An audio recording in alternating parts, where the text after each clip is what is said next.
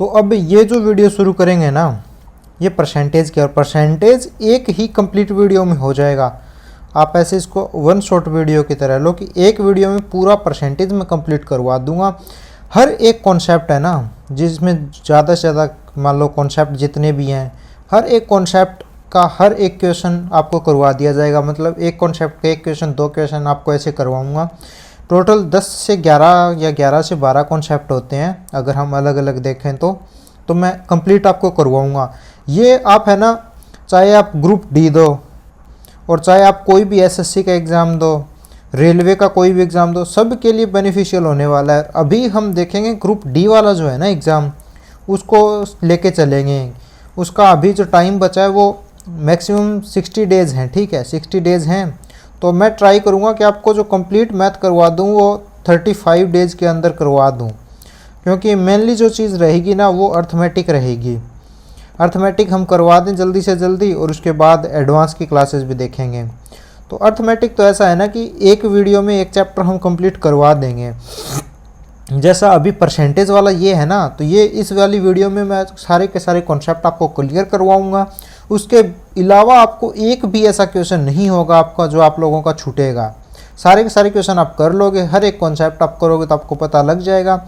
और जिसको कुछ भी नहीं आता ना, उसके लिए भी बेसिक से मैं आपको बताऊंगा। और जिस इंसान की पहले से तैयारी है ना थोड़ी बहुत, जो रेडी है एग्ज़ाम के लिए, उसके लिए ये वीडियो नहीं है। जिसकी तैयारी है, जिसको मैथ आता है, उसके लिए नहीं है, वो अपनी कहीं और से प्रैक्टिस कर लो। लेकिन जिसको कम आता है या फिर जिसको ठीक ठीक आता है या जिसको नहीं आता, वो लोग ये वीडियो देखो। तो टाइम वेस्ट बहुत हुआ, अब शुरू करते हैं स्टार्टिंग से। तो सबसे पहले है ना, हम अपनी बेसिक चीज़ें देखते हैं कि परसेंट है क्या। तो ये हिंदी में लिखो तो पर सेंट, यानी कि परसेंट, यानी कि सेंट होता है 100, यानी कि हर 100 पे कितना है वो होता है परसेंट। अगर हिंदी में इसको लिखते हैं तो ये लिखा जाता है प्रतिशत, यानी कि प्रतिशत, यानी कि हर 100 पे कितना प्रति, मतलब हर प्रति 100 के ऊपर। जैसे मैं आप लोगों को एग्जांपल दूं, मैं लिख देता हूँ 20। तो मैं अगर 20 पूछना चाहूँ तो पर 100 पे ये कितना है, ये चीज़ निकालनी है हमें। तो 20 पर 100 पे कितना है, तो 20 पर 100 पे 20 है, ठीक है। सेम यही चीज़ ऐसे निकालनी है। तो अगर इसका पूरा परसेंटेज का अगर निकालें, हम इसको फ्रैक्शन में लिखें, तो 20 जो है वो 100 पर कितना है, ये कितना आ जाएगा 1/5। यानी कि जितनी वैल्यू 1 की 5 को बेस मान के है ना, 5 को बेस मान के 1 की वैल्यू है, उतनी ही वैल्यू 20 की होगी 100 को बेस मान के। और परसेंट में हम जो बेस है वो 100 ही मानते हैं, ठीक है। एक तरीके से चाहे हम कुछ भी माने, यहाँ पे भी जो 5 है ना, उसकी जो एग्जैक्ट वैल्यू है ना परसेंटेज में, वो 100% है। अगर 5 की वैल्यू 100% है ना, तो 1 की वैल्यू होगी ना वो 20% होगी।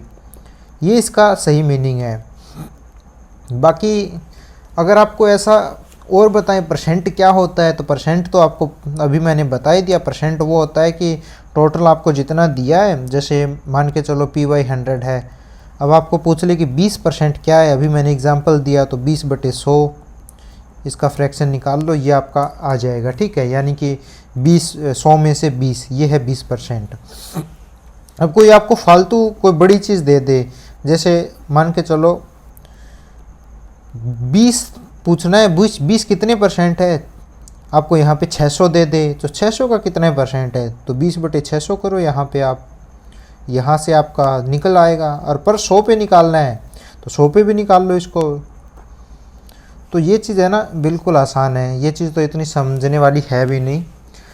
अब आपको एक और चीज़ पूछ ली जाए कि x का y%, ये बहुत ज़्यादा इम्पोर्टेंट है। x का y% करना हो या फिर y% ऑफ x ऐसा हो, तो उसके अंदर हमें क्या करना है। जैसे एग्जांपल के लिए मैं आपको बता दूं, 600 का 30% ऐसा हो, तो परसेंट हटेगा तो डिवाइड 100 से होगा, ये तो आपको पता ही है। तो इसका डायरेक्ट हम करते हैं, तो 600 × 30 और परसेंट हटाओगे तो डिवाइड बाय 100। ये बिल्कुल बेसिक चीज़ है, बिल्कुल ही बेसिक चीज़ है। तो इसकी 2 जीरो से ये वाली 2 जीरो काट दो और ये क्या आ जाएगा, 180 आ जाएगा, ठीक है। तो ये चीज़ हमें समझनी है। अब चलते हैं अगले क्वेश्चन के ऊपर, मतलब आगे बढ़ते हैं, थोड़ा ध्यान देते हैं। अब ये चीज़ आप लोगों को समझ में आ गई होगी। इसके अलावा जो इम्पोर्टेंट चीज़ है वो एक टेबल आप लोगों को याद करनी है। वो टेबल आपको एक एक करके बता देता हूँ। जैसे एक है तो एक की वैल्यू कितनी होती है, 100% होती है। ये वाली टेबल याद है ना, 1/2 की वैल्यू कितनी है, 50% है। ये टेबल बहुत ज़्यादा इम्पोर्टेंट है, तो इसको ऐसे याद करना पड़ेगा हमें। और 1/3 की वैल्यू है वो है 33 सही, 1/3% है। तो ऐसे हमें करनी पड़ेगी। 1/4 की वैल्यू लिख देता हूँ मैं जल्दी जल्दी, 25% है।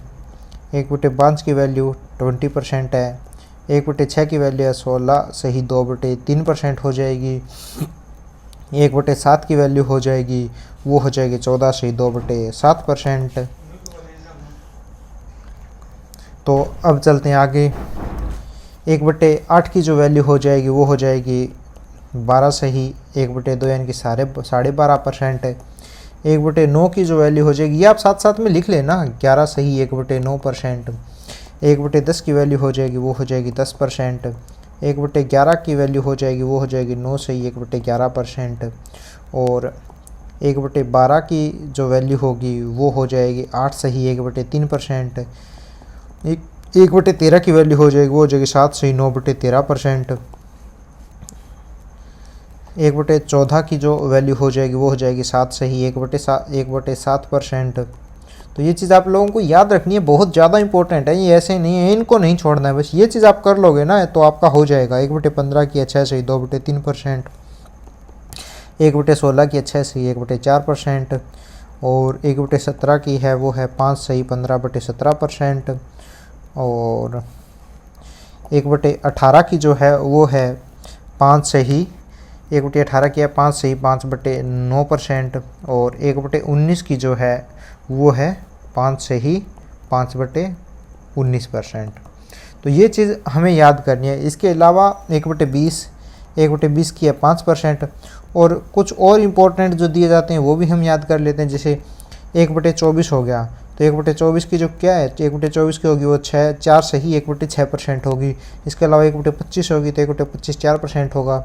और 1/50 2% हो जाएगा, ठीक है। बाकी 1/40 भी होता है, 1/40 याद करोगे तो वो 2.5% हो जाएगा। तो ये चीज़ हमें याद करनी है। तो आप इनको देखो, दोबारा से इनको करो, कॉपी में लिखो। आपको याद वैसे याद मत करो, बस एक बार आप कॉपी में लिख लो, जैसे जैसे क्वेश्चन करो आप उनको पुट करते जाना बस, और कुछ नहीं करना है। अब ये तो हमने डायरेक्ट लिख लिए।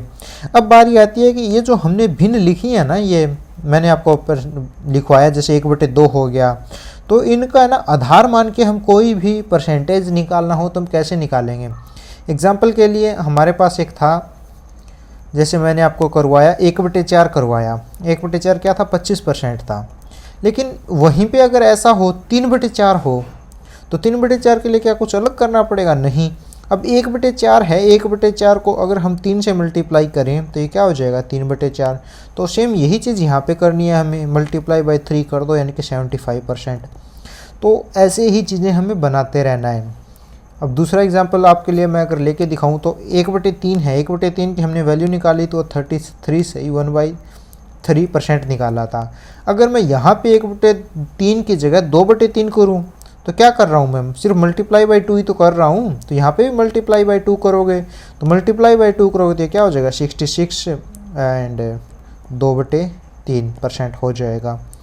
तो इसमें कोई वो बात नहीं है। और ये डेटा आप ज़रूर याद रखना, जैसे 2/3 क्या ये होता है, तो जो डेटा याद रखने के लिए बोलूँगा वो इम्पोर्टेंट है, वो रख लेना। जैसे 2/3 आप लोगों को याद रखना है, 1/3 2/3 याद रखना है कैसे होता है। बाकी आप आगे आगे क्वेश्चन करोगे तो ये आपके लिए आसान हो जाएगा। जैसे और मैं आप लोगों को बताऊं तो 1/5 पे जो डेटा होते हैं वो बहुत ज़्यादा बदलते हैं। 1/5 मैंने आपको बताया कि 20% होता है। फिर इसका डबल करो, 2/5 करो तो इसका भी डबल हो जाएगा 40%। अगर इसका 3 गुना करो यानी कि 3/5 करो तो ये 60% हो जाएगा, क्योंकि 20 का 3 गुना 60 होता है। अगर 4 गुना करो 4/5 तो ये 80% हो जाएगा। तो ऐसे करके हमें चीज़ें ना बदलना सीखना पड़ेगा कि हाँ कैसे कैसे बदली जाती हैं। अगर इन चीज़ों में एक और चीज़ ध्यान देना, इनमें सबसे ज़्यादा इंपॉर्टेंट जो चीज़ होती है वो हो तो वो आता है 1/8 के ऊपर। अब 1/8 है ना, वो हमने देखा है 12 सही 1/2% होता है, ठीक है। अब इससे जुड़े 2-3 है ना वो बहुत ज़्यादा इंपॉर्टेंट है। जैसे 1/8 हो गया, एक होता है 3/8। तो 3/8 इसका मल्टीप्लाई करो, 12 को मल्टीप्लाई करोगे आप, 12 सही 1/2 को मल्टीप्लाई करोगे 3 से, तो ये क्या हो गया, 12×3 36 ये हो गया। और इसको मल्टीप्लाई करोगे तो प्लस 3/2। अब 3/2 को मैं क्या लिख सकता हूँ, इसको अगर लिखूँगा तो 1 सही 1/2 लिख सकता हूँ। अब इनको आपस में जोड़ेंगे तो ये क्या हो जाएगा, 37 सही 1/2। तो मैं इसको क्या लिख सकता हूँ, 37 सही 1/2%। अब सेम यही चीज़ एक और आती है, वो आती है 5/8 पे। तो 5/8 आप ऐसे करोगे तो वो निकल के आ जाएगा 62.5%, क्योंकि 12×5 60 होता है, और फिर आगे जाएंगे तो 2 एक्स्ट्रा और आ जाएगा, वो आप मल्टीप्लाई करके देख लेना। हम जल्दी जल्दी इस वीडियो को करेंगे ताकि हमारा है ना टाइम ज़्यादा ना लगे। इसी तरीके से हम और ज़्यादा करते रहेंगे, तो आप ऐसे बनाना सीख जाओ। जैसे एक और मैं एग्जांपल के लिए आप लोगों को बना के दे देता हूँ, वो है 1/24 हमने किया था। 1/24 का हमने क्या किया था, 4 सही 1/6% किया था 1/24 का। लेकिन यहाँ पे 1/24 की जगह मान के चलो कोई ऐसा आ जाए जैसे 1/48 आ जाए। पहले ऊपर डबल कर रहे थे, लेकिन अब की बार क्या कर रहे हैं, नीचे डबल कर रहे हैं, ठीक है। 2/48 नहीं किया मैंने, 1/48 किया इसको, 2/24 नहीं किया। तो अब क्या करना है हमें, जो यहाँ पे है ना, इसको 2 से डिवाइड कर दो, भाग दे दो 2 से। तो इसे 2 से भाग देंगे तो क्या हो जाएगा ये, तो ये हो जाएगा 2 सही 1/12। तो 1/48 की वैल्यू क्या आ जाएगी, 2 सही 1/12% हो जाएगा ये। तो ऐसे करके हमें चीज़ें करता रहना है। तो अब चलते हैं अगले क्वेश्चन पर। तो हम यहाँ से शुरू करते हैं, वो शुरू करते हैं क्वेश्चन। तो इतनी चीज़ें आप लोगों को समझ में आ गई होंगी। और इसके अलावा एक और चीज़ आप लोगों को समझानी है, मैं समझा ही देता हूँ। इसको थोड़ा मिटा के एक बार वो चीज़ और समझा देता हूँ। देखो चीज़ क्या है कि एक हमें ऐसी चीज़ दी जाती है जैसे कि x को x% से बढ़ाया जाता है, x को x% से बढ़ाया जाता है, ठीक है। मान के चलो जैसे 10 को 10% से बढ़ाया जाता है, 10 को 10 के 10% से बढ़ाना है ये। मान के चलो ऐसे कि 10 को 10 के 10% से बढ़ाना है, तो हमारा क्या होगा। जैसे और एग्जांपल मैं ले लूँ, 20 को 20 के 20% से, 20 को 20 के 20% से बढ़ाना है, तो क्या होगा। तो ये चीज़ें क्या होंगी वो चीज़ इसमें देखनी है हमें। तो यहाँ से आप करोगे 10 और इसका 10% निकालोगे तो डिवाइड 100 से करोगे, तो 2 0 से 2 0 कट के यहाँ पे क्या आएगा, 1 आएगा। तो ये क्या हो जाएगा, 11 हो जाएगा। सेम यही चीज़ यहाँ पे करोगे तो यहाँ 100 होगा, कट के आपस में 4 आ जाएगा, और ये क्या हो जाएगा, 24 आ जाएगा। ऐसे ही हम और के साथ करें तो अब मेन मुद्दे वाली बात यह है कि हम डायरेक्ट इस चीज़ को ऐसे लिखने के बजाय, मैं क्या बताना चाहता हूँ, इसको ऐसे लिखने के बजाय हम क्या कर सकते हैं, x.x² कर सकते हैं। ये चीज़ हम कर सकते हैं, ठीक है। और जो डेसिमल होगा ना वो लगाना है 2 अक्षर के बाद। जैसे कि मान के चलो मैं आपको एग्जांपल के लिए एक और ले लेता हूँ, 70 + 70% ऑफ 70 ले लेता हूँ, ठीक है। तो अगर इसका हम करेंगे तो ये क्या आ गया, अब देखो इसको डिवाइड करेंगे 100 से, 2 0 से 2 0 कटा, ये क्या आ जाएगा, 49 आ जाएगा। और 70 + 49 आप लोग करोगे तो हमारा आंसर क्या आ जाएगा, 119 आ जाएगा। तो सेम यही चीज़ मैं बताना चाहता हूँ। इसको हम ऐसे भी लिख सकते हैं, जैसे कि मैंने आपको बताया 70 की जगह हम कर सकते हैं x.x² अगर करेंगे तो x क्या था हमारा, 70 था, और .x²। तो x² अगर हम करेंगे ना तो 7 और 7 मल्टीप्लाई बाई करेंगे आपस में तो 4900 हो जाएगा। 4900 हो गया तो 2 अक्षर के बाद हम डेसिमल लगाना, तो यहाँ पे डेसिमल लगेंगे। अब जो 49 बचा है ना वो तो उधर कैरी का चला जाएगा ना, तो इसमें 49 आप ऐड हो जाएगा, तो हमारा सही आंसर आएगा वो क्या आएगा, 119 आएगा। तो यही चीज़ मैं समझाना चाहता हूँ। और सेम यही चीज़ तब होगी जब घटाया जाएगा। घटाने पे क्या करना है, यहाँ पे जो कैरी हो रही है ना प्लस, उसको माइनस करना है। अब चलते हैं अगले क्वेश्चन के ऊपर, जो हमारा क्वेश्चन है ढंग से पहला कॉन्सेप्ट जो है, पहले कॉन्सेप्ट पे चलते हैं। अभी पहला कॉन्सेप्ट क्या बोल रहा है, पहला कॉन्सेप्ट बोल रहा है, इसी चीज़ पे आधारित है ये, कि एक आयत की लंबाई और चौड़ाई 10% और 20% बढ़ा दी जाए तो इसके क्षेत्रफल में जो वृद्धि होगी वो बताना है। तो यहाँ पे जो यूज़ होता है ना, एक वर्ड आपने सुना होगा, सक्सेसिव का यूज़ होता है, ठीक है। सक्सेसिव नाम आपने सुना होगा, कभी ना कभी आप मैथ पढ़े होंगे। तो इसमें ऐसा होता है कि जो हमें क्वेश्चन पूछे जाते हैं ना, वो ऐसे पूछे जाते हैं, जैसे मान के चलो, मैं आपको बता ही देता हूँ, यहाँ पे थोड़ा जूम करके समझा देता हूँ। चीज़ें ऐसी पूछी जाती हैं, जैसे पहले A% की वृद्धि हो गई, फिर B% की वृद्धि हो गई, या तो A% की वृद्धि हो गई और B% जो है वो कम हो गया, और या तो ऐसे पूछा जाता है A% भी कम हो गया, B% भी कम हो गया। तो ऐसे क्वेश्चन है ना, इसमें पूछे जाते हैं। तो हम उन्हीं को लेके करेंगे कि हमें करना कैसे है, उनको हैंडल कैसे करना है, यही चीज़ मैं आप लोगों को इसमें समझाऊंगा।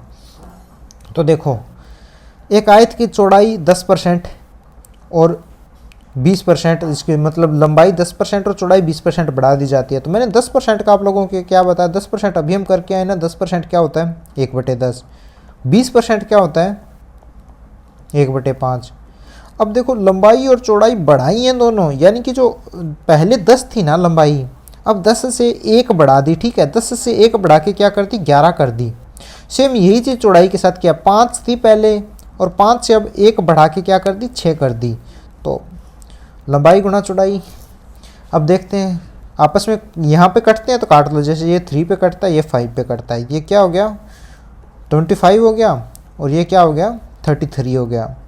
तो अब जो पहले जो हमारा इसका क्षेत्रफल था ना, वो 25 यूनिट था, लेकिन अब 33 है। तो ये कितना बड़ा है, तो ये 8 बड़ा है, कितने पे 25 पे। तो 1/25 क्या होता है, 1/25 हम लोगों ने पढ़ा था 4% होता है, ठीक है। तो अब ये 8/25 है, यानी कि इसका 8 गुना है, तो 8 गुना कर दो 4 का, तो 32%। तो इसका सही आंसर वो होगा कि 32% वृद्धि होती है। सेम इसी तरीके से हमें आगे और क्वेश्चन करने हैं, ठीक है।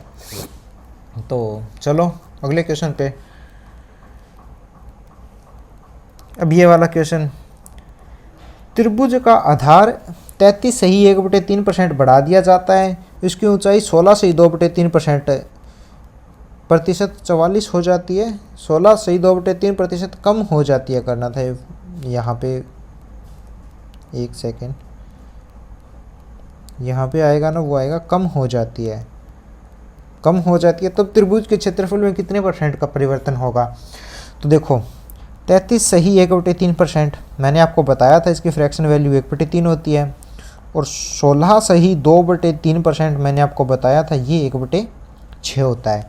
इतनी चीज़ हमें पता है, लेकिन हमें क्या करना है, ऊंचाई तो माइनस करनी है, और हमें जो इसके जो वो है ना आधार, वो बढ़ाना है। तो यहाँ पे प्लस माइनस लिख लेते हैं। अब देखो, आधार जो था वो 3 से बढ़ के क्या हुआ 4 हुआ, और जो ऊंचाई थी ना वो 6 से 1 कम होके 5 हुई है। तो यहाँ पे कोई आपस में कटता है तो काट लो, जैसे कि इसको अगर मैं काटता हूँ, ये 3 पे कट जाएगा, ये 2 पे कट जाएगा। तो यहाँ से 3 × 3 9, और यहाँ से 2 × 5 10। तो पहले जो इसका जो क्षेत्रफल था ना वो 9 यूनिट था, अब क्या हो गया 10 यूनिट हो गया। तो कितना बड़ा है, 1 बड़ा है, कितने पे 9 पे। तो 1/9 मैंने आपको क्या बताया था, 11 सही 1/9% होता है। तो टोटल 11 सही 1/9% का परिवर्तन हुआ है। तो क्वेश्चन हमें ऐसे करनी है। तो एक एक क्वेश्चन आप आराम से समझो, ये बिल्कुल जितना आप क्वेश्चन को बेसिक से समझोगे ना, समझने की कोशिश करनी है आपको बेसिक, उतना ही आप जल्दी क्वेश्चन को कर पाओगे। जैसे ये वाला क्वेश्चन देखो आप, घनाभ की लंबाई 20% बढ़ा दी जाती है, चौड़ाई 30% बढ़ा दी जाती है, और ऊंचाई 50% तक कम कर दी जाती है। तो सेम वही कॉन्सेप्ट हमें लेना है।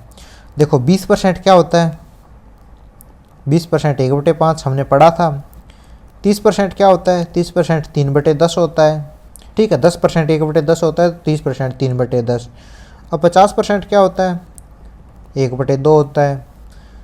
तो यही चीज़ देखो, अब लंबाई 20% बढ़ा दी, यानी कि 5 से पहले 5 थी, अब 5 से बढ़ा के कितनी कर दी, 6 कर दी। चौड़ाई 30% बढ़ा दी, यानी कि चौड़ाई पहले 10 थी, और फिर 3 बढ़ा के कितनी कर दी, 13 कर दी। ऊंचाई 50% तक कम कर दी, यानी कि पहले 2 थी, अब कर दी 1। तो अब देख लो कोई कटता है, तो जैसे 2 से 3 पे कटा, और ये क्या हो गया, यहाँ से इसको करेंगे तो ये आ जाएगा 5 × 10 50, और ये आ जाएगा 13 × 3 39। तो अब देखो कितना कम हो रहा है, ये 11 कम हो रहा है, कितने पे 50 पे। तो देखो 1/50 हमने देखा था 1/2 जो होता है, 1/50 जो होता है वो 2% होता है, ठीक है। यहाँ पे मैं लिख देता हूँ 1/50 जो हमने पढ़ा वो 2% पढ़ा। तो ये 1/50 का कितना गुना है, ये 1/50 का 11 गुना है, ठीक है। तो हमें 11 गुना करना है, तो इसका 11 गुना करोगे तो 11 दूनी 22, यानी कि जो कमी हो रही है वो 22% की हो रही है। अब चलते हैं अगले क्वेश्चन के ऊपर।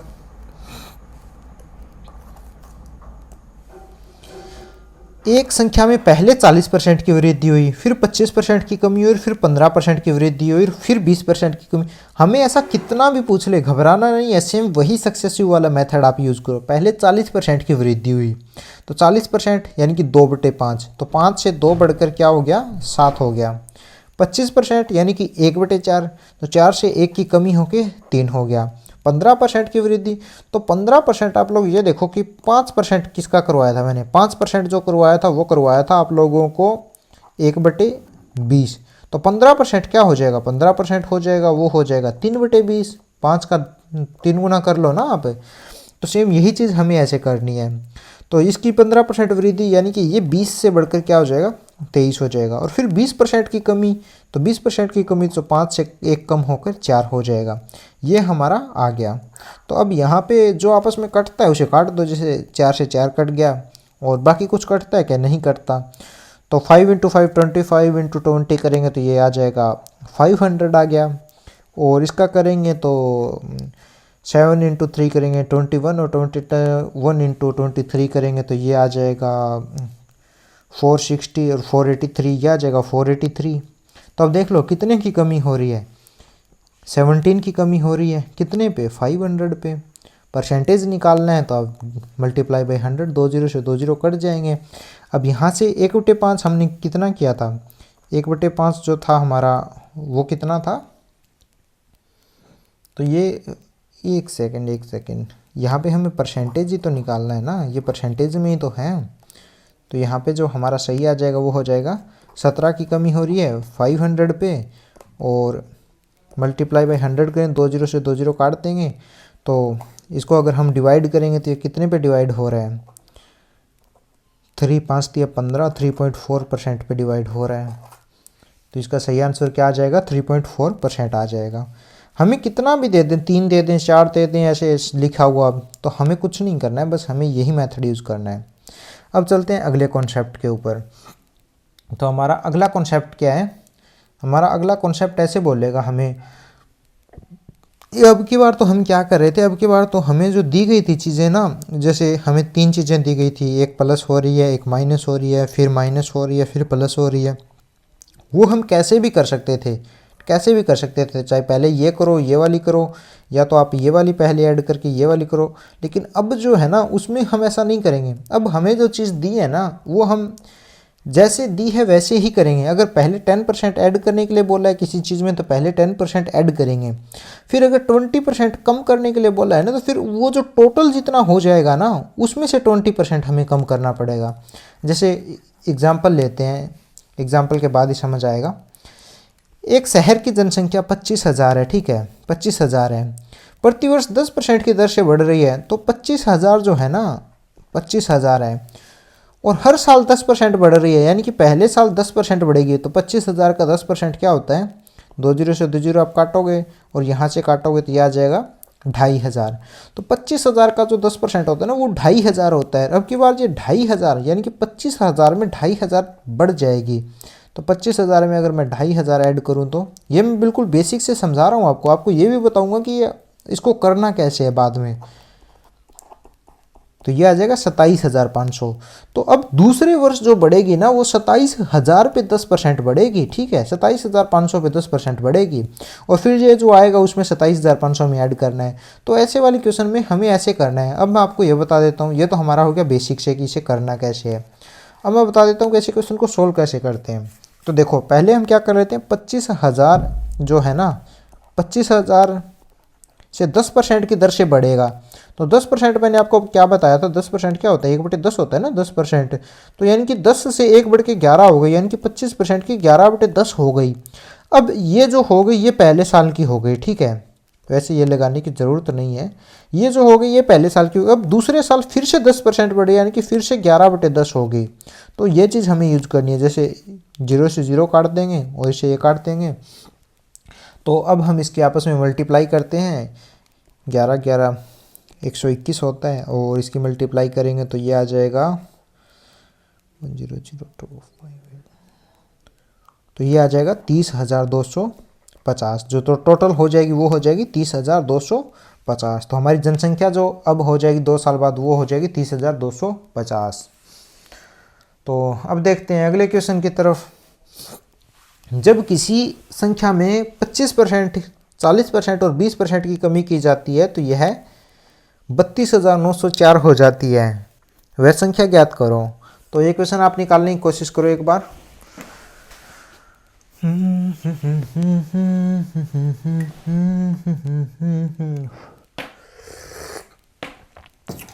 देखो मैं थोड़ा सा हिंट दे देता हूँ।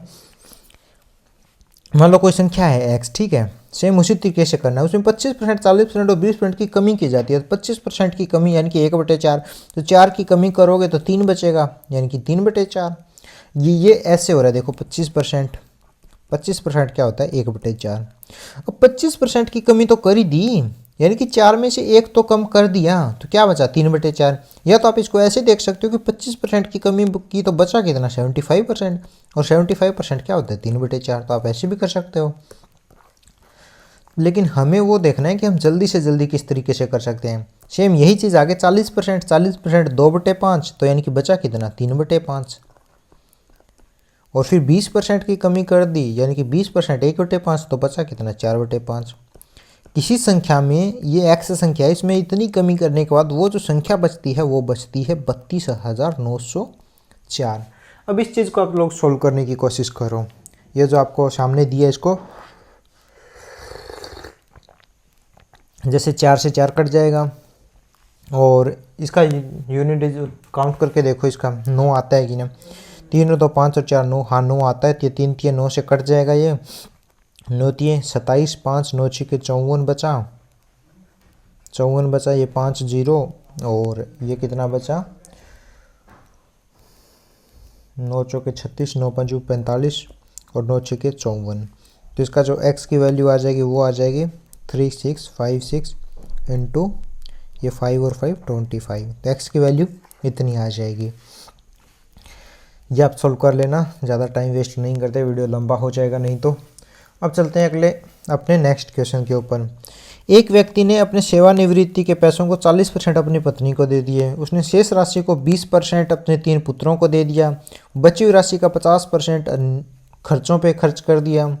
शेष उसके पास 1,20,000 रुपये बचे। तो मान लेते हैं ना उसको x मिला, ठीक है, वेतन के रूप में, जो उसको सेवानिवृत्ति का वेतन मिला। उसमें से 40% बीवी को दे देगा, यानी कि 40% 2/5। तो उसके पास कितना बटा 3/5 बचा। 3/5 का भी 20% अपने पुत्रों को दे दिया, तो कितना बचा 4/5 बचा। अब उसमें से 50% उसने खर्च कर दिया, तो बचा कितना 50% ही बचा। अब ये सब कुछ करने के बाद उसके पास जो पैसे बचते हैं वो बचते हैं 1,20,000। अब यहाँ से आप लोग करो 4 3 12, 12 से 12 कटा, और 5 5 25 दूनी 50, 50 एकम 50। तो उसको जो पैसे मिले थे वो मिले थे 5 लाख, ठीक है, 5 लाख रुपए मिले थे। तो ऐसे हमें ये चीज़ें करनी है बिल्कुल। अब तो आप समझ गए होंगे ना कैसे करना है। समझ नहीं आता तो आप 2 बार देखो, 3 बार देखो। अब आता है तीसरा कॉन्सेप्ट। तीसरे कॉन्सेप्ट में ना सेम ही चीज़ घटाई जाती है, सेम ही चीज़ बढ़ाई जाती है। जैसे पहले किसी चीज़ में 10% की वृद्धि कर दी, और फिर उस चीज़ में 10% की कमी कर दी, या तो पहले 20% की कमी कर दी फिर 20% बढ़ा दिया। तो ऐसी चीज़ों में एक चीज़ ध्यान रखना, हमेशा जो फाइनल रिजल्ट होगा ना, फाइनल जो रिजल्ट होगा वो हमेशा ही क्या होगा, डिक्रीज होगा, इंक्रीज नहीं होता ऐसी चीज़ों में। आप कुछ भी करके देख लो, पहले 50% बढ़ा लो फिर 50% कम कर लो, वो हमेशा डिक्रीज ही होगा। पहले आप 50% ज़्यादा कर लो, चाहे फिर कम कर लो, पहले कम कर लो फिर ज़्यादा कर लो, लेकिन जो हमेशा रिजल्ट आएगा फाइनल वो डिक्रीज ही होगा। जैसे एग्जांपल लेके चलते हैं, ए के वेतन में 20% की वृद्धि हुई फिर 20% की कमी हुई, तो वेतन में क्या परिवर्तन हुआ। तो हम एक तरीके से हमें मान लेते हैं ए का जो वेतन है ना वो 100 रुपये है, ठीक है। अब 100 रुपये में 20% की वृद्धि हुई तो 100 का 20% क्या होता है, 20 होता है। यानी कि 20 रुपये की वृद्धि हुई तो टोटल क्या हुआ, 120% हुआ, 120 रुपये हुआ। अब 120 में 20% की कमी कर दो ना, 20% की कमी करेंगे यानी कि 80% बचा। तो इसको करके देख लो, 12 × 96 यानी कि 96। तो पहले उसका वेतन 100 रुपये था, अंत में उसका 96 हो गया, तो डिक्रीज ही हो रहा है ना 4.4% से। तो ऐसे ही काम करना है हमें, और वैसे भी इसको ऐसे ही लेके चलना है, तो कंफ्यूज होने वाली बात है नहीं। इसमें वो वाला तरीका देखो, 20% की वृद्धि हुई, ठीक है, 20% की वृद्धि हुई तो 5 से चीज़ क्या हो गई, 6 हो गई। और फिर 20% की कमी हुई तो 5 से चीज़ क्या हो गई, 4 हो गई। तो यहाँ से क्या हो रहा है, ये क्या हो रहा है, 25 हो गया, और ये क्या हो गया, 20 हो गया, नहीं 24 हो गया, सॉरी 24 हो गया। तो यहाँ पे जो कमी हो रही है वो एक की कमी हो रही है, कितने पे, 25 पे, यानी कि 4%। तो आप ऐसे भी इस चीज़ को कर सकते हो, वो आपकी मर्जी, आप जैसे भी करना चाहो आप कर सकते हो। अब आ गया चौथा कॉन्सेप्ट। चौथे कॉन्सेप्ट में जो लाइन दी गई है नीचे वाली, एक बार आप ये लाइन पढ़ो, इतना इंपॉर्टेंट है नहीं ये, बस एक बार आप देख लो, बस देखना ज़रूरी है।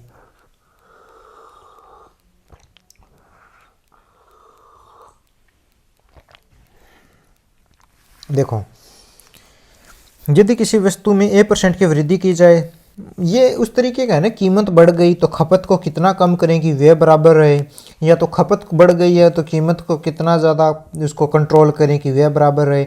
तो ये चीज़ें ऐसे करनी है, तो इसमें ज़्यादा कुछ है नहीं। जैसे ये वाला लाइन देखो, यदि एक आदमी की आय दूसरे आदमी की तुलना में A% अधिक है तो दूसरे आदमी की पहले आदमी की आय तुलना में कितने % कम है, ये चीज़ भी इसमें आती है। तो ये चीज़ हमें इसमें देखनी है। यदि किसी वस्तु की लागत A% कम की जाती है तो वह बनाने के लिए वस्तु की खपत की में वृद्धि कितनी होगी, तो ये भी इसी में है। देखते हैं क्वेश्चन जल्दी। A की आय B की आय से 25% अधिक है, तो हम मान लेते हैं ना A की आय 100 है और B की आय मान लेते हैं ना 100 है, तो 100 से 25% अधिक है, यानी कि A की आय कितनी है, A की आय 125 हो जाएगी। अब B की आय A की आय से कितनी कम है, तो A की आय 125 हो गई, B की आय 100 हो गई, तो कितनी कम है, 25 कम है। कितने पे, 125 पे, काटोगे तो 1/5 यानी कि 20% कम है।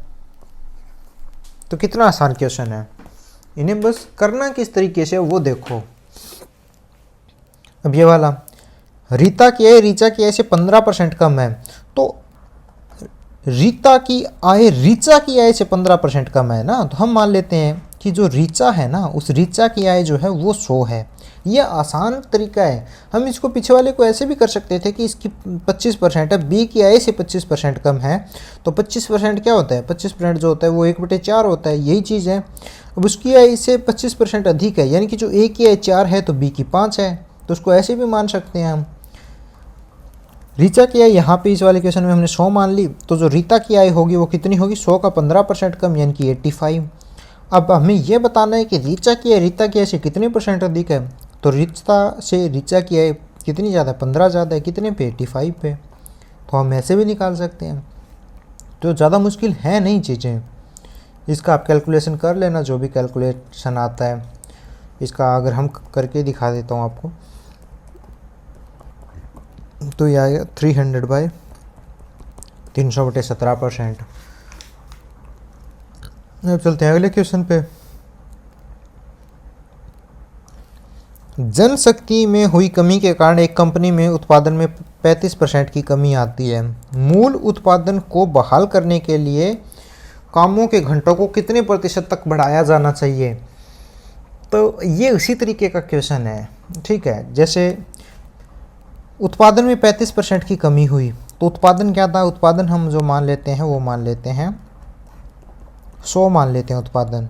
तो उत्पादन में हमें क्या करना है, 35% की कमी हो गई किसी भी, मान लो किसी भी कारण से, हमें वो नहीं जानना है। तो 35% अगर इसमें से कम करेंगे तो क्या बचेगा, 65% बचेगा।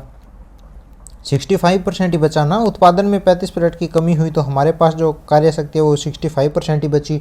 अब मूल उत्पादन को बहाल करने के लिए काम के घंटों को कितने % बढ़ाना पड़ेगा, तो जो हमारे काम के घंटे अभी वो 65 ही बचे हैं ना, जितने उत्पादन होंगे उतने काम के घंटे होंगे।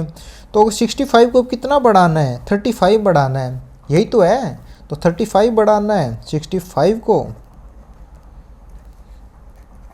Multiply by 100। 35 बढ़ाना है 65 पे, 100 से मल्टीप्लाई कर दो। तो इसको अगर काट पीट के देखेंगे तो 5 7 35 और 13 5 65, तो ये क्या हो जाएगा 700/13% बढ़ाना पड़ेगा। अगर इसको भी आगे करते हो तो 13 5 65 और ये करीब करीब 53% के आसपास आ जाएगा। हमें बस ये सोचना है कि क्वेश्चन करना कैसे है, उसको जल्दी से जल्दी वाला तरीका। चीनी की कीमत में 25% की वृद्धि हुई। अब इस वाले को ना मैं दोनों तरीक़ों से समझा देता हूँ। वो पहले वाला मैंने आपको डायरेक्ट समझाया, आपको समझ आया हो ना आया हो।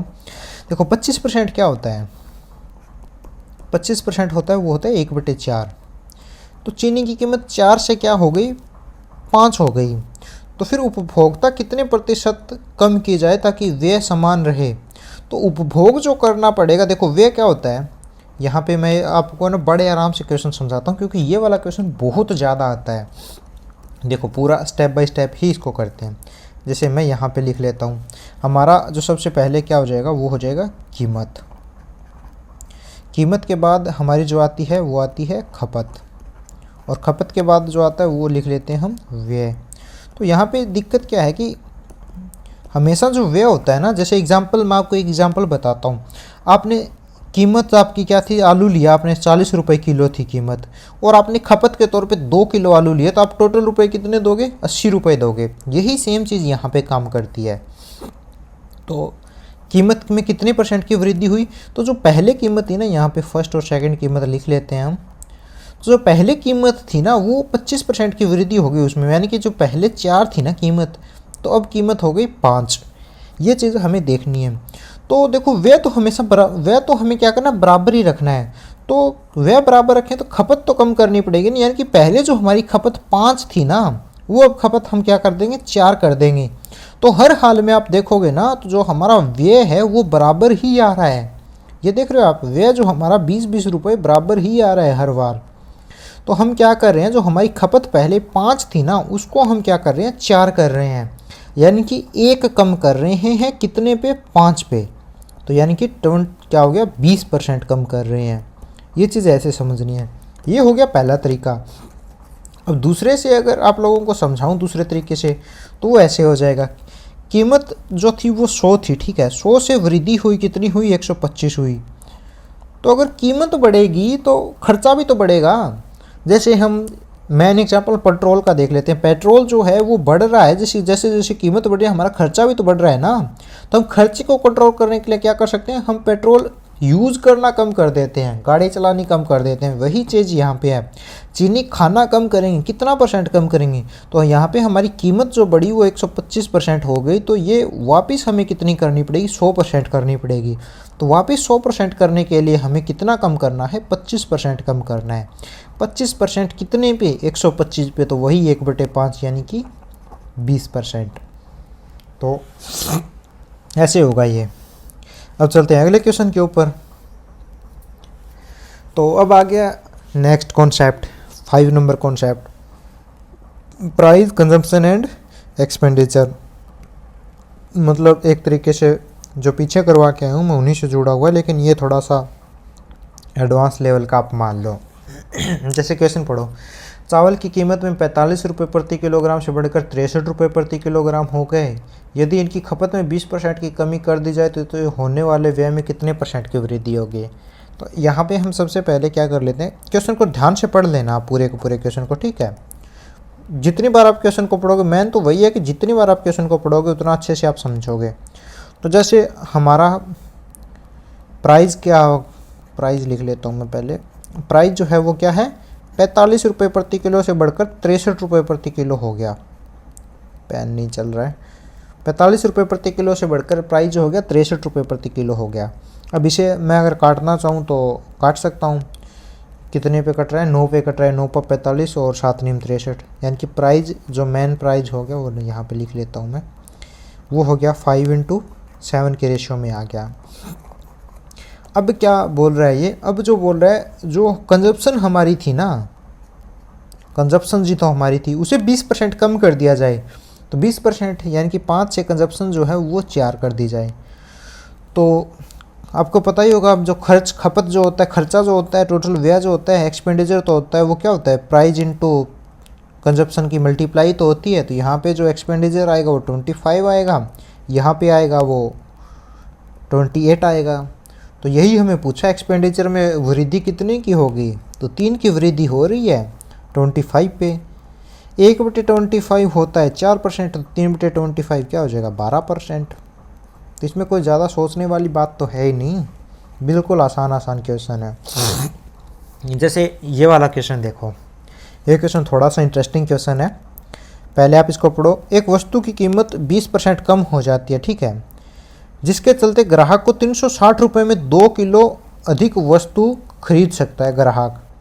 तो ये वाली लाइन पहले, एक वस्तु की कीमत में 20% की कमी हो जाती है। तो 20% क्या होता है, लिख लेते हैं। 20% जो होता है वो क्या होता है 1/5, और 20% की कमी हो रही है तो हम माइनस लगा देते हैं। तो हम क्या कर लेते हैं, प्राइस जो है वो क्या हो गया 5 से 4 हो गया। तो वे क्या रखना है, वे बराबर रखने के चक्कर में हम क्या कर देते हैं, इसको कंजप्शन उल्टा कर देंगे। तो जो हमारा कंजप्शन हो गया वो क्या हो गया 4/5 हो गया।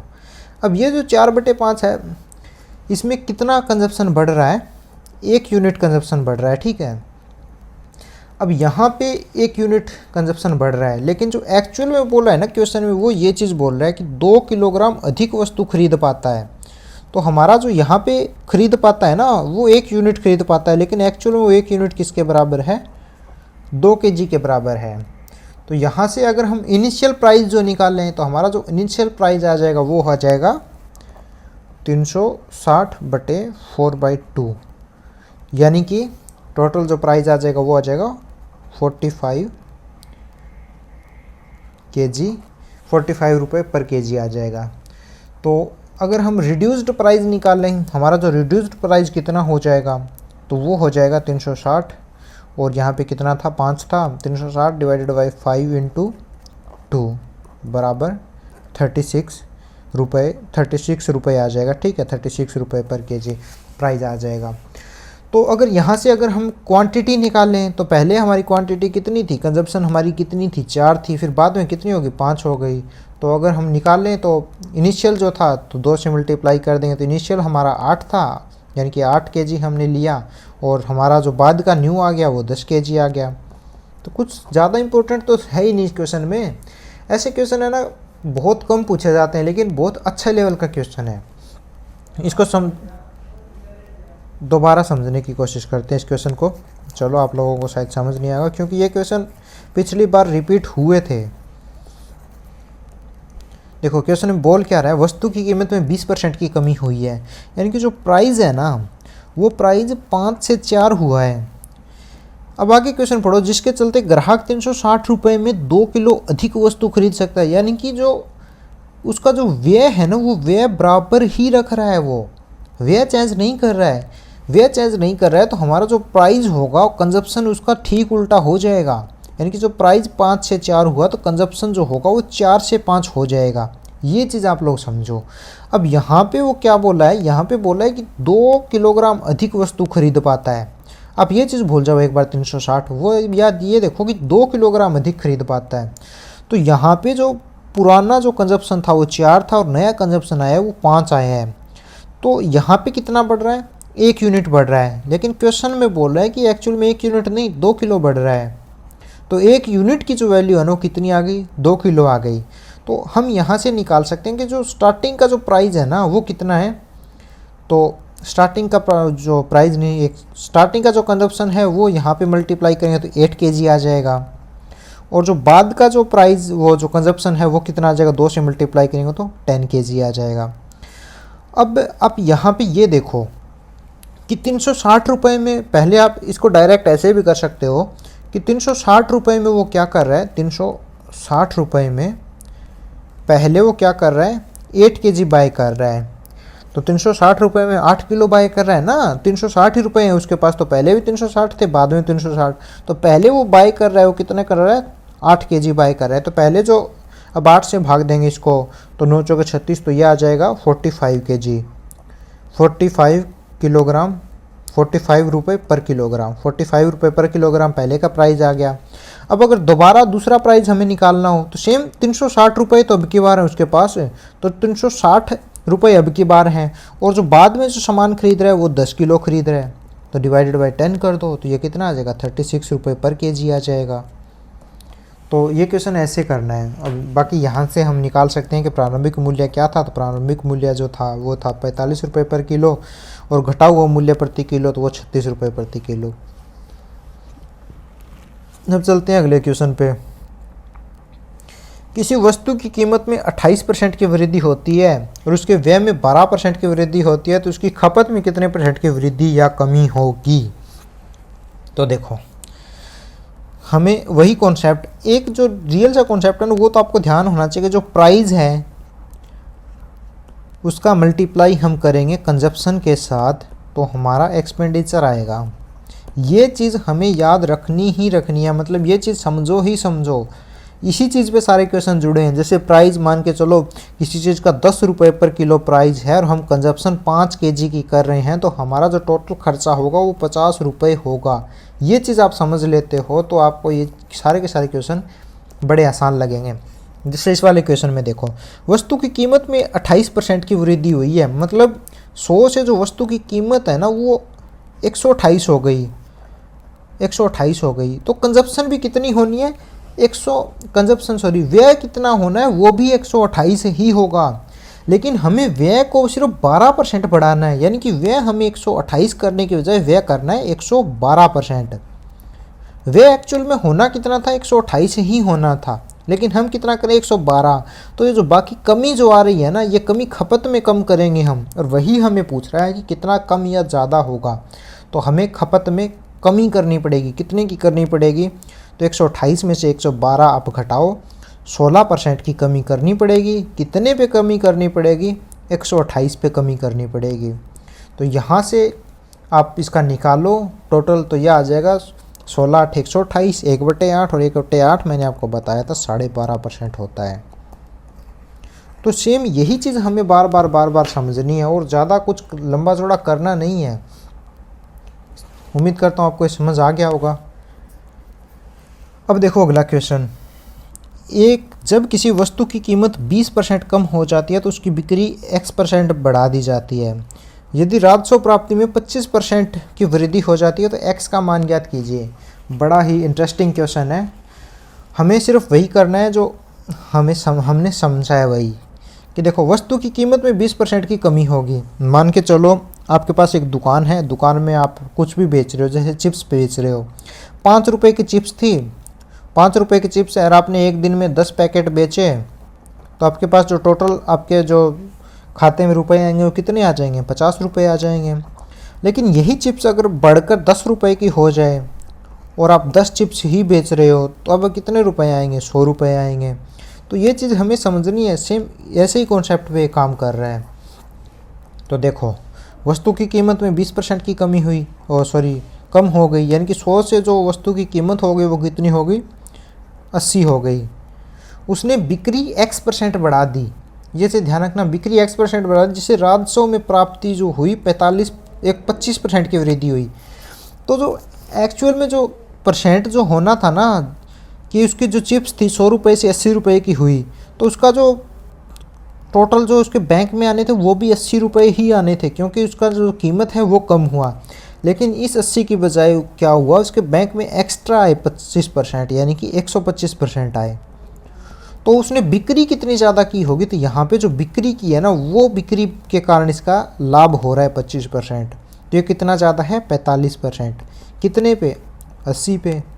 तो निकाल लो यहाँ पे इसका परसेंटेज, मल्टीप्लाई बाय 100 करोगे, इसको काटोगे आप और इसको भी काटोगे तो ये आ जाएगा 56.25%।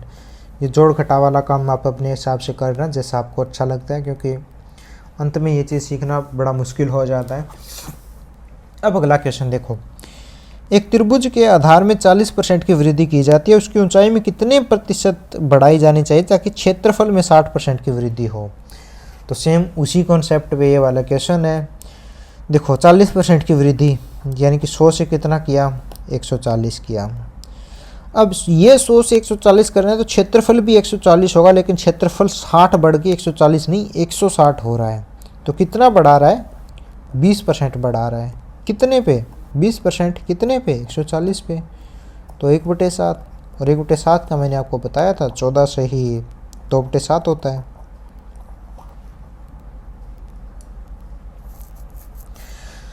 तो अब चलते हैं अगले क्वेश्चन के ऊपर।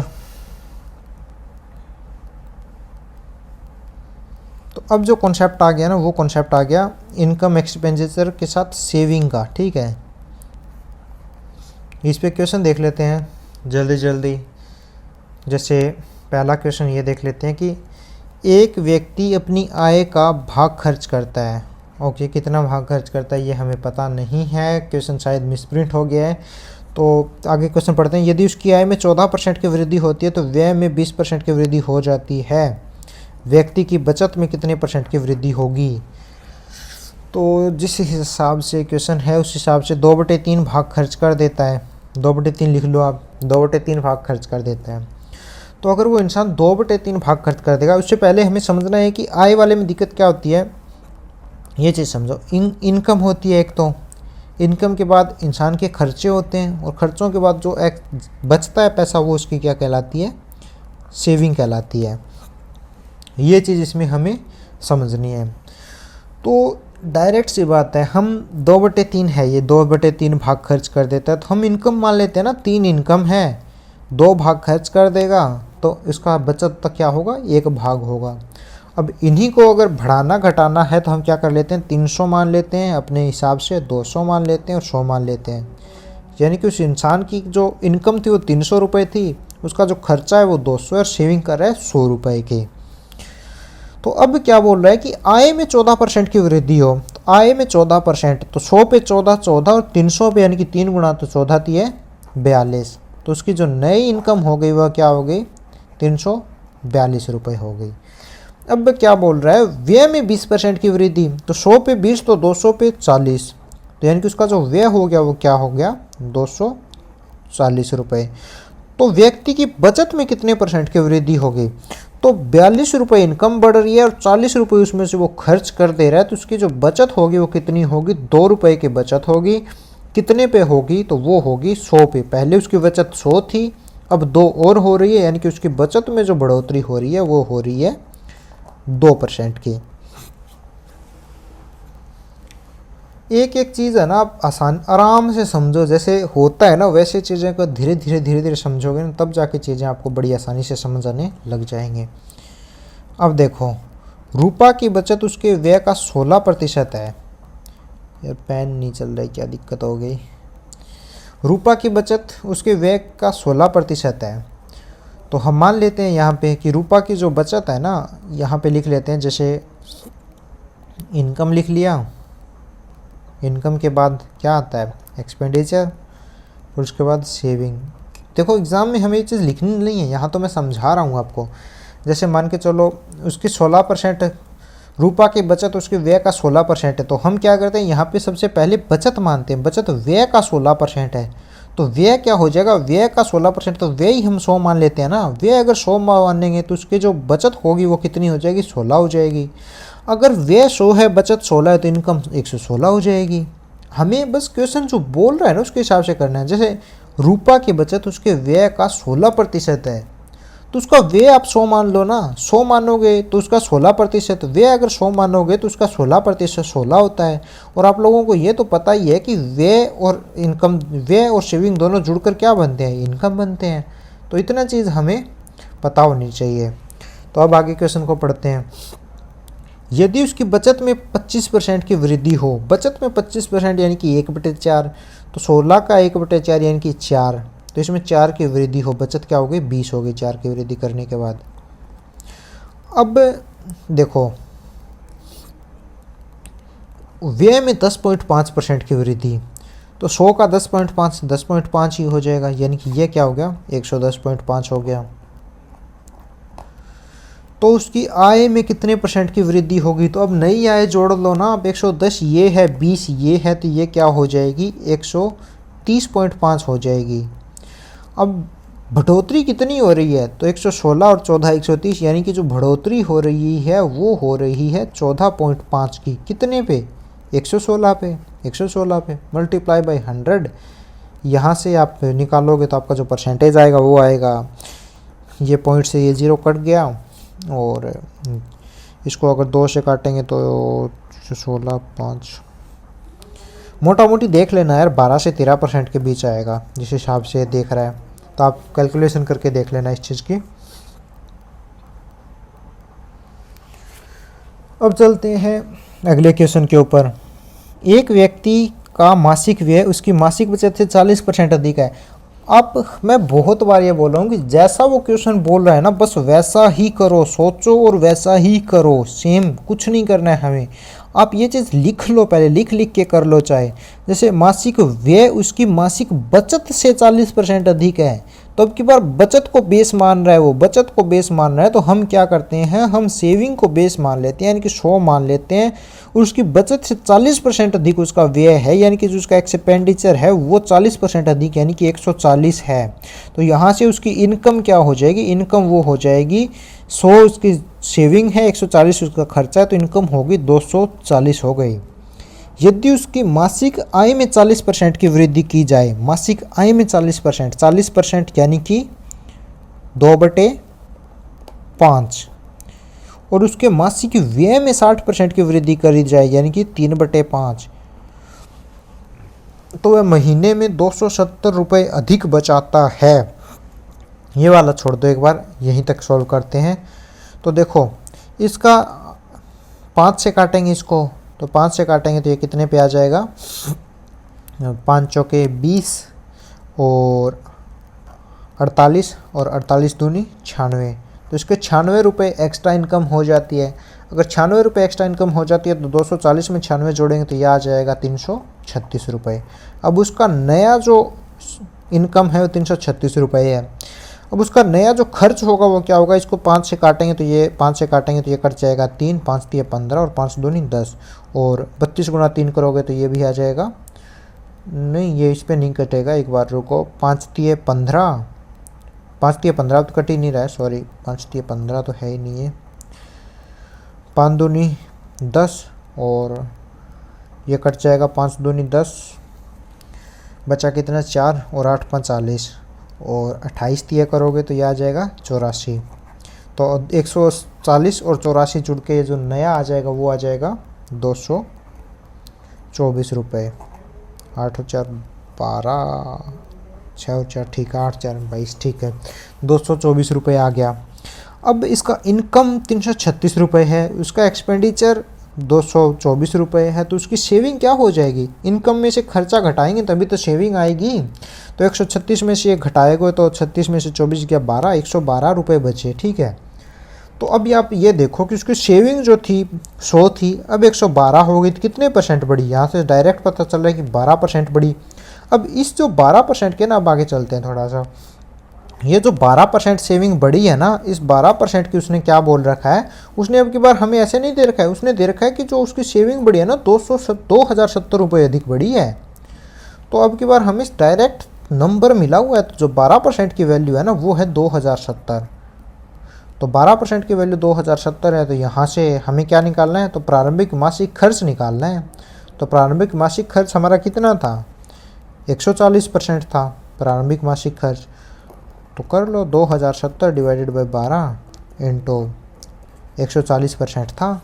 तो यहाँ से हम पूरा जो करेंगे हमारा सॉल्यूशन तो कर ही लेते हैं, बाय द वे क्यों फिर वो करना। 4 तिये 12, 4 से काटेंगे तो 4 तिये 12, 5 चौके 20, और फिर 3 से ये काटेंगे, 3 से इसको, तो 6 तिये 18, 2 9 तिये 27, और 35 इन, अब 690 गुणा 35, आप ये लोग करके देख लेना, क्योंकि यहाँ पे 0 है तो 0 की वजह से 0 तो आएगा ही, और फिर लास्ट में 5 भी आएगा, तो ये चीज़ भी कर लेना आप। तो लास्ट में 05 ज़रूर आएगा, तो आप ऑप्शन से ऐसे एलिमिनेट कर सकते हो। अब हमारा 7वां कॉन्सेप्ट आ गया है, सातवें कॉन्सेप्ट में ये है कि इसमें ना पॉपुलेशन वाले क्वेश्चंस होंगे, तो हमें क्या करना है, इनसे अब देखना है कैसे कैसे क्वेश्चन होंगे। ऐसे क्वेश्चन है ना बहुत बार आते हैं, ये पॉपुलेशन से जुड़ा हुआ है, ये बेसिकली क्वेश्चन पॉपुलेशन से जुड़ा हुआ है, लेकिन इसी तरीके के ना और चीज़ों से भी रिलेटेड क्वेश्चन पूछते हैं। जैसे मैं आपको ये क्वेश्चन करवाने के बाद आपको बताऊंगा कि ये क्वेश्चन कैसे हो सकता था, इसकी जगह कैसा क्वेश्चन आ सकता था ये चीज़। तो पहले आप ये देखो पढ़ो इसको। एक कस्बे में पुरुषों और महिलाओं की संख्या 70,000 है, मतलब संख्या हमें दे दी है टोटल कितनी है। यदि पुरुषों की संख्या में 6% की और महिलाओं की संख्या में 4% की वृद्धि कर दी जाए तो कस्बे में पुरुषों और महिलाओं की संख्या 73,520 हो जाती है। तो स्टार्टिंग में महिलाओं और पुरुषों की संख्या में अंतर क्या होगा, ये क्वेश्चन हमें करना है। अब देखो जो संख्या हो जाती है वो कितनी हो जाती है, 73,520 हो जाती है, और स्टार्टिंग में कितनी थी, 70,000 थी। तो बढ़ कितनी रही है, वो बढ़ रही है 3,520 की जनसंख्या बढ़ रही है। अब जनसंख्या बढ़ रही है, वो बढ़ रही है 3,520, 3,520 बढ़ रही है, कितने पे बढ़ रही है, तो ये बढ़ रही है 70,000 पे। यहाँ पे परसेंटेज निकाल लो, तो 3 जीरो से 3 जीरो काट दो आप, यहाँ पे 70 बचा है, यहाँ पे 35 और 52 बचा है। तो ये जो ऑलमोस्ट जाएगा ये 5% पे जाएगा, ठीक है, 5% के आसपास जाएगा ये। तो यहाँ पे हम क्या करते हैं, ये 5 7 35 और 5 पे गया, फिर ये जाएगा 2 पे, और मान के चलो 5.2% के आसपास जा रहा है ये, 5.2, 7 चौके 28, 7 में 35, 5.25 पे ऐसे ही जाएगा, 5.25 पे। तो यहाँ से हम क्या करते हैं, इसको एक बार मैं मिटा देता हूँ, इतना आप लोगों को समझ आ गया होगा। तो अब यहाँ पे जो पुरुषों की संख्या है ना वो 6 है, महिलाओं की संख्या में 4% की वृद्धि हो रही है, और टोटल जो वृद्धि हो रही है 5.25 की हो रही है। तो अब क्या करना है, हम यहाँ से मिक्सचर एंड एलिगेशन वाला जो है वो मेथड कर लेते हैं। तो ये कितना ज़्यादा है, 1.25 ज़्यादा है, ये कितना कम है, 0.75 कम है। तो यहाँ से इन दोनों का अगर रेशियो निकालेंगे हम, तो 25 5 125 और 25 चौके 100। तो अगर पुरुष जो 4 के अनुपात में थे, पुरुष 5 के अनुपात में थे, तो महिलाएं 4 के अनुपात में हैं, ठीक है।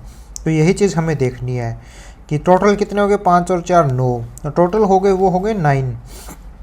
इसको थोड़ा सा यहाँ पे जूम करके लिख लेते हैं, टोटल हो गए 9, लेकिन यहाँ पर जो टोटल दिए हैं वो कितने दिए हैं, 70,000 दिए हैं।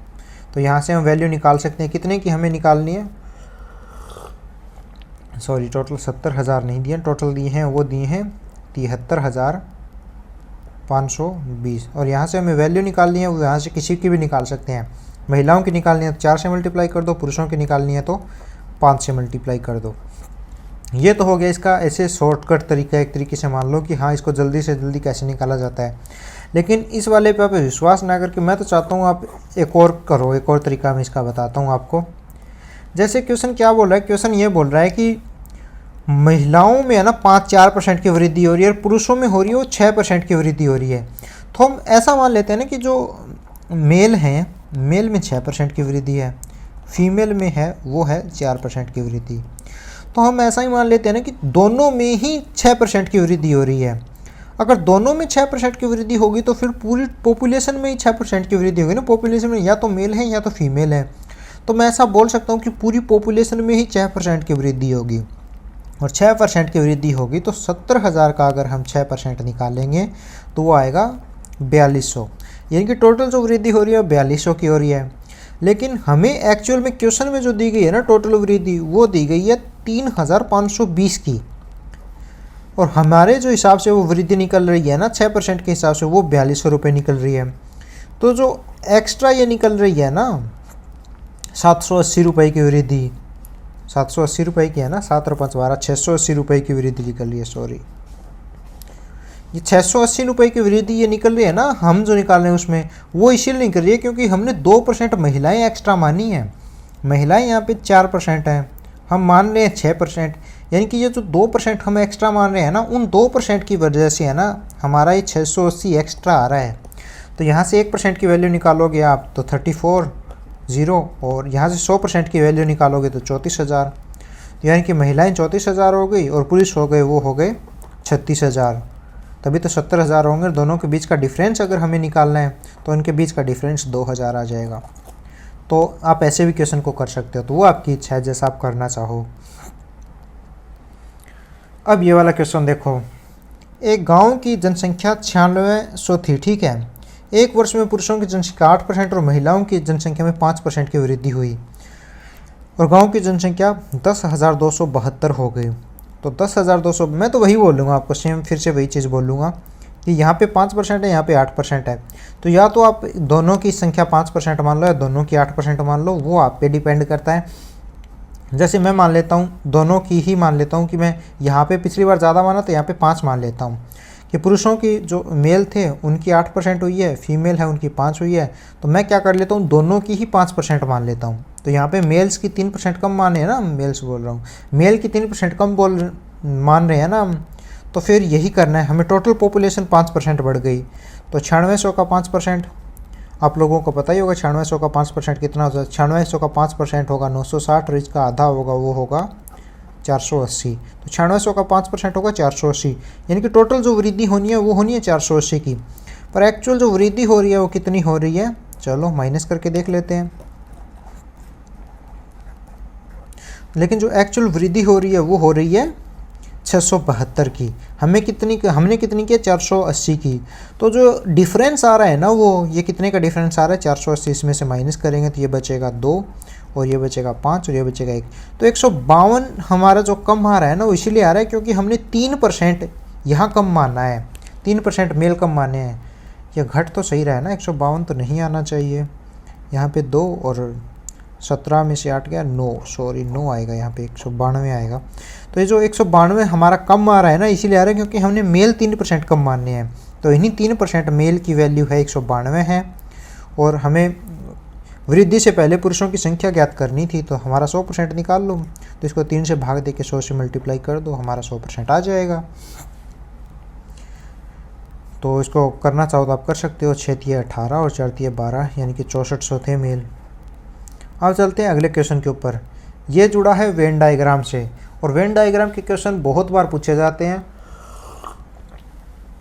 देखो आपको कोई भी चीज़ दे दी जाएगी, ऐसे वेन डायग्राम हम यूज़ करेंगे। अब यहाँ पे मान लो x चीज़ है वो a% है और यहाँ पे y चीज़ है वो क्या है, b% है। तो ये वाला जो हिस्सा है ना हमारा, ये वाला, ये x और y दोनों का कॉमन होगा। लेकिन हमें क्या करना है, यही चीज़ हमें समझनी है। हम अपने क्वेश्चन में क्या करेंगे, इस वाले को अलग करेंगे, इस वाले को अलग करेंगे और जो ये बीच में रह जाता है ना हमारा ये वाला हिस्सा, इसको हम अलग निकालेंगे। तो हमारा बस इतना ही काम है। चलो मैं बताता हूँ कैसे करेंगे। क्वेश्चन पे चलते हैं। पहले क्वेश्चन ये है कि एक कॉलेज में है ना 200 छात्र हैं, 140 को चाय पसंद है, 120 को कॉफ़ी पसंद है और 80 को चाय और कॉफ़ी दोनों पसंद है। हम क्या करते हैं, डायग्राम बनाते हैं। पहले ये डायग्राम बना लिया। इस डायग्राम में क्या है कि 200 छात्र हैं, 140 को चाय पसंद है। तो हम मान लेते हैं कि ये जो है ना ये चाय वाले हैं और चाय कितने को पसंद है, 140 को पसंद है और 120 को कॉफ़ी पसंद है। तो यहाँ पे एक और डायग्राम बना लेते हैं हम, वो बना लेते हैं, ये डायग्राम बनाया और ये हो गए कॉफ़ी वाले। कॉफ़ी कितनों को पसंद है, कॉफ़ी पसंद है, वो पसंद है 120 को, कॉफ़ी 120 को पसंद है। लेकिन अब ये दोनों जो है ना बीच में मिले हुए हैं, इन मिले हुए इनको क्या पसंद है, 80 लोग हैं, इनको चाय और कॉफ़ी दोनों पसंद है। यहाँ पे ये लिख लेते हैं कि 80 लोग हैं। तब यहाँ से ये बताओ, जो कॉफ़ी है ना वो 120 लोगों को पसंद है। यहाँ से दिख रहा है आपको, इतना कॉफ़ी है वो 120 लोगों को पसंद है कंप्लीट, जिनमें से 80 लोगों को चाय भी पसंद है। तो अकेले अगर हमें कॉफ़ी का निकालना है तो इसमें से हम 120 में से 120 में से 80 घटा देंगे तो हमारा जो आएगा वो आएगा 40 लोग। तो अकेली अगर कॉफ़ी बात करें तो 40 लोगों को पसंद है, ठीक है। तो यहाँ से ये जो हमारा हो जाएगा ना वो 40 हो जाएगा, यहाँ से यहाँ तक ये 40 हो जाएगा। अब बात करते हैं, सेम यही चीज़ हम बात करते हैं इसके अंदर, कॉफ़ी के चाय के अंदर। तो टोटल चाय जो लोगों को पसंद है ना वो 140 को पसंद है, जिसमें से 80 को कॉफ़ी भी पसंद है। तो अकेला चाय चाय निकालेंगे तो इसमें से एक घटाएंगे तो 60 लोग ऐसे बचेंगे जिनको अकेली चाय पसंद है।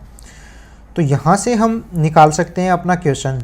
जैसे कि देखो पहला क्या, कितने छात्रों को केवल चाय पसंद है, तो केवल चाय पसंद है वो 60 छात्रों को पसंद है, निकाल लिया हमने। कितने छात्रों को केवल कॉफ़ी पसंद है, 40 छात्रों को केवल कॉफ़ी पसंद है। कितने विद्यार्थियों को न तो चाय न तो कॉफ़ी पसंद है। अब ये क्वेश्चन इंपॉर्टेंट है, मतलब इंटरेस्टिंग क्वेश्चन है। टोटल छात्र कितने थे, 200 थे। अब 200 में से 60 को चाय पसंद है, 40 को कॉफ़ी पसंद है, 100 ये हो गए, और 80 हैं जिनको सब कुछ पसंद है, यानी कि 180 छात्रों को तो ये चीज़ें पसंद है। तो बचे कितने, 20 छात्र। 20 छात्र ऐसे हैं जिनको कुछ नहीं पसंद है। तो यहाँ पे हमारा आंसर क्या आ जाएगा, 20 आ जाएगा। अब चलो अगला देखते हैं। कितने विद्यार्थियों को चाय या कॉफ़ी में से केवल एक पसंद है, तो केवल एक पसंद में से 40 ये हैं जिनको केवल एक पसंद है, और 60 ये हैं, यानी कि 100 हैं जिनको केवल एक ही चीज़ पसंद है। कितने विद्यार्थियों को कम से कम एक पेय पदार्थ पसंद है, कम से कम एक पेय पदार्थ। तो इसमें ऊपर वाले इस वाले में दोनों में कंफ्यूज नहीं होना। इसमें पूछा है कि या तो चाय या तो कॉफ़ी, यहाँ पूछा है कम से कम एक पदार्थ तो पसंद होना ही होना है। तो यहाँ से वो पदार्थ, वो व्यक्ति जिनको कुछ नहीं पसंद है, उनको अगर हम टोटल में से घटा दें तो वो बचेंगे जिनको कुछ ना कुछ पसंद है। और सेम यही चीज़ हो जाएगी, 200 में से 20 घटाओगे तो 180 लोग ऐसे हैं जिनको कुछ ना कुछ पसंद है। तो ये वेन डायग्राम वाले क्वेश्चन हमें ऐसे करने हैं।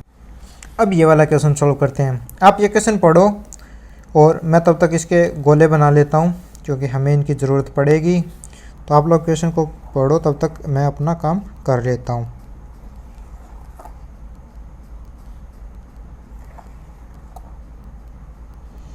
तो हमारे अब गोले बन के तैयार हैं।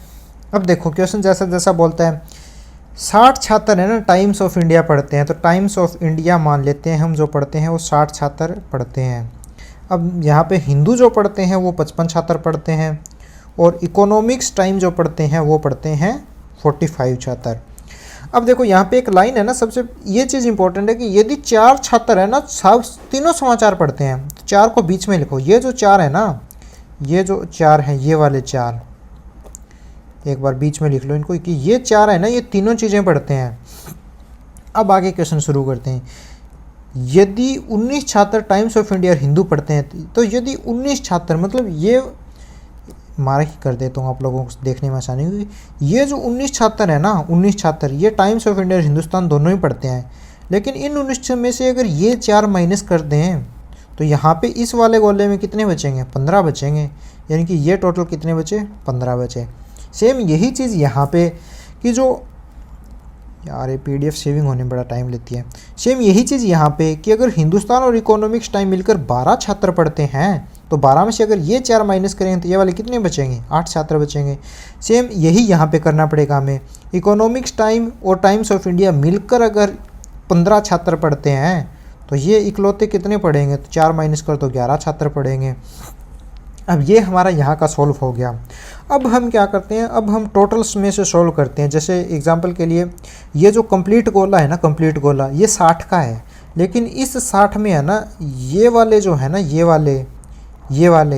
वाले भी तो शामिल है इस 60 में, तो इनको अलग करके हम है ना इकलौते वो निकालेंगे जो टाइम्स ऑफ इंडिया पढ़ते हैं।